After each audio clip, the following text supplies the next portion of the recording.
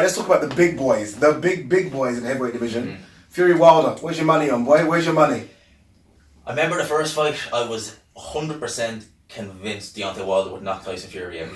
Just given the fact that I was actually live when he fought Pianetta in Belfast, and I thought that he looks, and I'm sitting in the ringside, I'm like, he looks horrific. I think there's no way this guy's going to beat Wilder.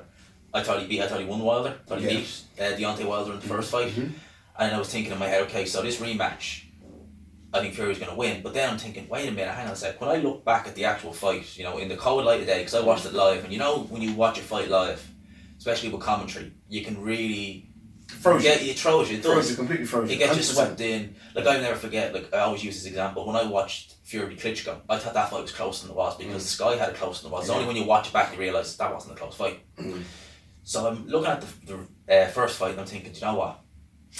Wow, he can cause Fury so many problems, it's not even funny. That I'm kind of 60-40 that I think Tyson Fury, if he switched on... 60-40 who? Fury to win. Interesting. If he switched on, if he doesn't have any lapses, no mistakes, avoid, which is easier said than done. Much easier said than done, avoid that right hand for the night. He could win a points decision. I think he will. I think what I mean by that is I think he'll get the decision. Yeah. But it's a hard task. Yeah, I think they're both the opposite way. They both have a style which is a nightmare for one another. Yeah, kryptonite for each other. 100% kryptonite for each other.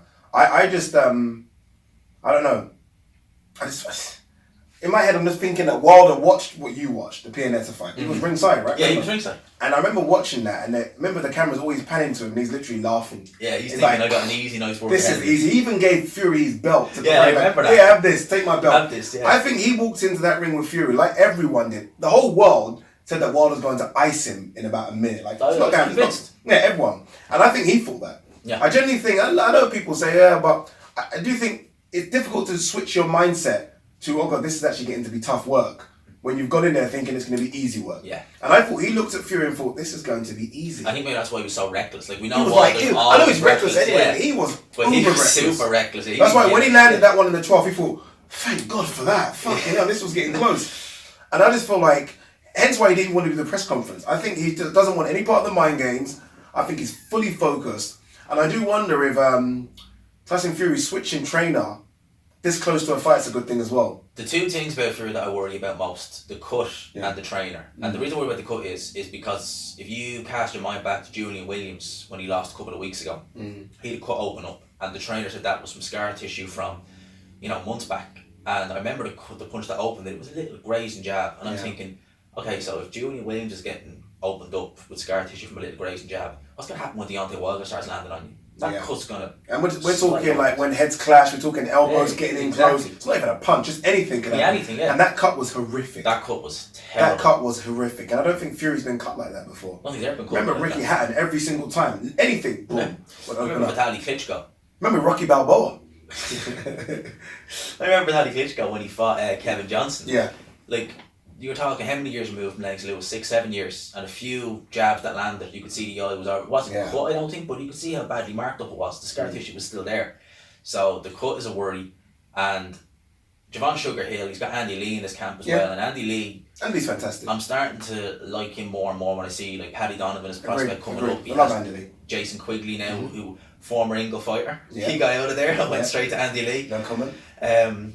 So I think Andy Lee is good. I think Javon Sugar Hill, if they can get that kind of Kronk styling on Fury, they're saying he's hitting harder, but we'll wait and see. Yeah, I think that's just mind games. Mind games. Hitting harder thing. There's no chance he's knocking out. Well, I don't think so either. I don't think so either. But I just think to myself, like, that's all well and good with going to Sugar Hill, getting Andy Lee in, if you're fighting Tom Schwartz and Otto Wallen. Yeah, maybe that was when you did it. Yeah, if you're going to leave, you do it there. So those two fights, you get used to what their style is, their voice in the corner. You acclimatise yourself to them. Yeah. Whereas going straight into a fight like this with Deontay, well, that's why I've always been critical of Rob McCracken with Anthony Joshua. Still think Anthony Joshua needs to get... I think he needs to get that... What's the, Angel something? Yeah, Angel Fernandez. I think you should go with him full time. Fernandez or Fernandez? What is it? Yeah. It's Fernandez. But not coming up to the Ruiz rematch. He needed to keep it... Smart. Yeah, he needed to keep it as plain as he could be and then think what happens after. And I think Fury should have done the same.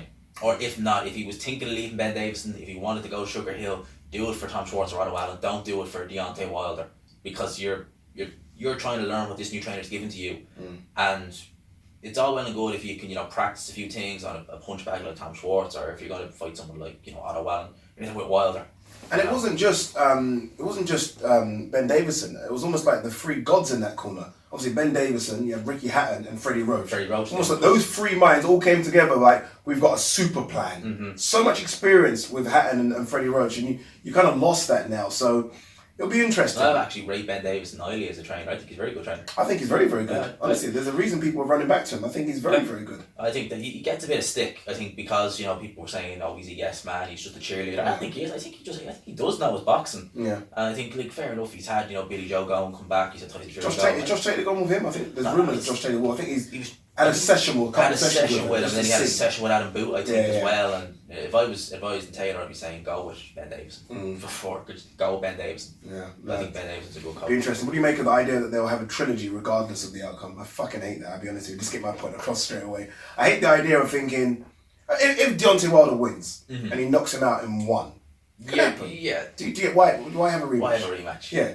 I wonder if it's a case of a rematch clause is there, also a trilogy is there if certain outcomes happen. Yeah. If anything's like that, it probably won't get. I think they have the memory of the first fight, and they're thinking, right, if we're going to get a definitive, anything like that, if we're going to get a definitive winner, it's going to be probably Fury on I'd say close decision, maybe dispute or Wilder knocking Fury out late. So I think if they do something like that, they can go right. Well, last time round we can really see who the real deal is, who the main guy is, and I wouldn't be at all surprised if we saw a case of, say, Fury winning on points, and then if we did have a trilogy, what knocking him out in the trilogy. I just hate the fact, and you guys all know I'm an AJ fan. I'm an AJ fan, actually, let me not lie to you. I just hate the fact that no one's talking about it. Do you know what I mean? Like, I want Fury or Wilder to be screaming, I want to fight AJ next, and I want AJ to be saying the same thing. It's just, I find the whole situation so, like, mind-boggling and just fucked that we could have an undisputed, and that's what it is, the richest boxing fight that can be made. Yeah. Either or, Fury or Wilder. And no one seems to be like going gun-ho to make it happen. Yeah. I find it so strange. I don't think any of them are scared of each other. No. I'm not having that talk. In fact, I don't think boxers are. Even to get in the ring in the first place, you're brave enough. Some level of bravery, you're showing some level. So I don't think you're scared. I don't think they're scared of losing. I just don't know if it's the managers or promoters or TV networks. I just find it strange that no one on either side really is screaming from the rooftops. No. Make that fight happen. No, I think mainly it's all down to managers and promoters. Like we see now, Lou DiBella getting sacked by Team Wilder. Yeah. Purely for getting them, that offer from DAZN for I think it was 120 million. And I think I saw a Hatman video, it might have been on Patreon, where he said basically Al Heyman and I think Shirley Finkel were upset because he made Wilder know what Wilder could really be making, so then they had to go and overpay him. Oh wow. So because I think he got more. I think Hatman might have even said he got more or something similar. Yeah, for the Dominic Brazil fight than he got for Fury. Yeah, and that was pay per view. Yeah, they probably lost money on that. They knew they had to match basically what DAZN was saying. I will pay you. I think it was like $20 million. Yeah, and I was like, I even made a video saying how that show didn't make that much money as they paid. They made a loss 100%. Hence why his next fight against Luis Ortiz was on a different network. On a different network completely. So yeah, I can understand why that would be true.